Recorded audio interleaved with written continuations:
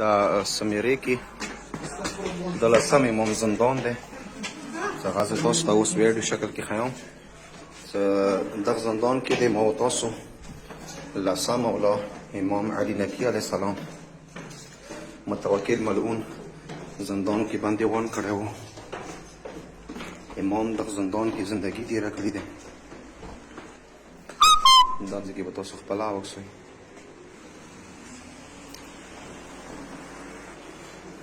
دا د لسم مولا زندان دی.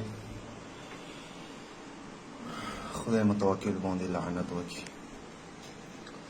دغه زندان کې امام زندگی تېروله لسم مولا.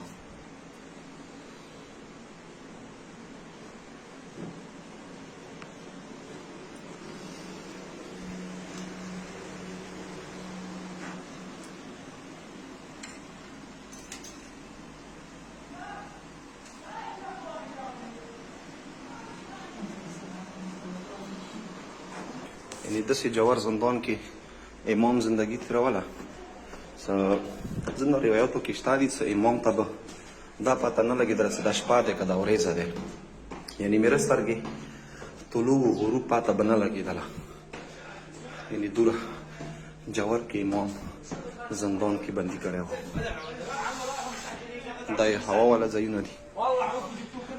زندان ته بله ګرانته کې هوا راته تلله. متوکل ملعون والا کلا دی.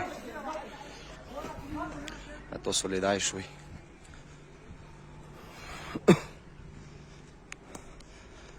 دغه ځای کې به متوکل ملعون مته داسې ټریننګ ځایونه دي او دغه ځای کې جیلونه دي او ډېر کسان یې دغه ځای کې بندیوان کړي وو.